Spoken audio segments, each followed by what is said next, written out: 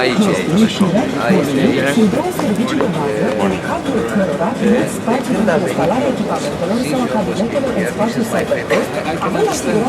venit când a venit Iorgos, e compania mea preferată. Echipamentele dumneavoastră vor fi păstrate în deplină de siguranță, oferta de bază a Cyberboost I'm picking words and sentences, but not the whole, so I need to translate it for me as a whole. But he's catching quickly. Yeah, we'll start again my classes. I stopped them in May. It was a very busy period. I will start them again now. Well, actually here we can show three things. The first thing is that we're streaming the conference to our CyberHost.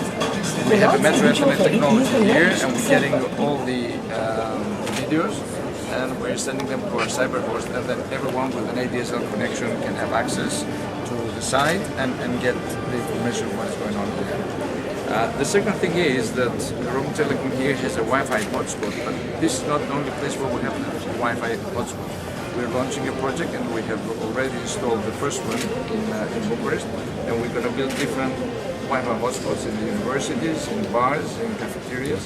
So a lot of young people with a laptop or small PDAs will be able to log in and have access to it at any moment, at any place.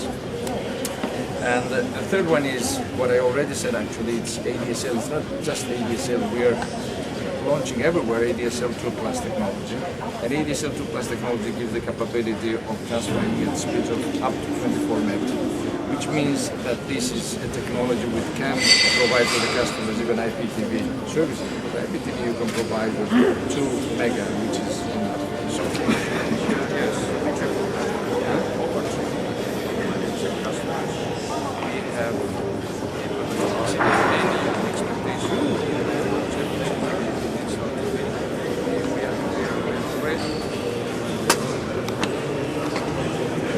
So you want me to say a few words about the broadband?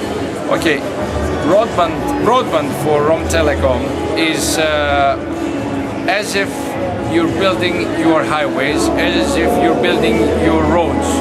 Think of a city and think of a country where you have very wide highways, very wide roads, and everywhere you go you can move with your car with great speed. Now this is what we want to offer as Rome Telecom to the Romanian society. We would like everyone to be able to surf to the internet, to communicate with each other, with their peers, with very high speeds. We want to offer them services that they will change their lifestyle. They will change the way they do business, they will make them more competitive, and they will make their life easier. This is the message that Rome Telecom brings to the Romanian society. Very smart idea. So, Yorgos, please take the floor. So I'll start by saying that everyone is interested in broadband. We're hearing broadcasters, telecom operators, institutions, telecom suppliers, governments, teams of people, communities, individual citizens. Everyone is really interested and is talking about broadband. What is exactly broadband?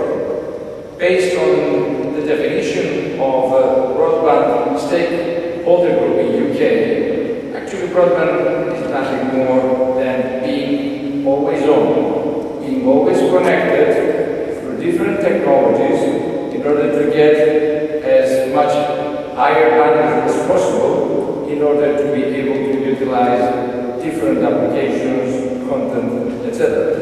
However, I would say that with my words, broadband is another way to do business, another way to deliver services, another way to do our daily job, another way to study or to train, another way for the doctors to examine their patients, another way of entertainment. In brief, a new lifestyle, but it also introduces new business models, very interesting business models, as the previous speaker mentioned it already.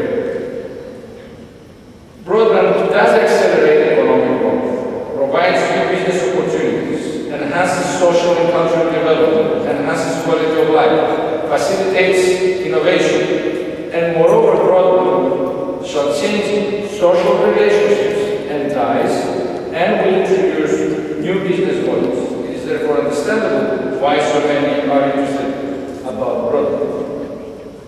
Now, applications, there are so many applications that I can say that sky is the limit. Rome Telecom is strategically committed to broadband. We currently deploy rapidly in all the countryside of DSL network. We're currently in over 2,350 points of presence, and by the end of the year we shall exceed the 2,700 homes. We implement the most robust and reliable MPLS network in the Central and Eastern Europe and Southeastern Europe region.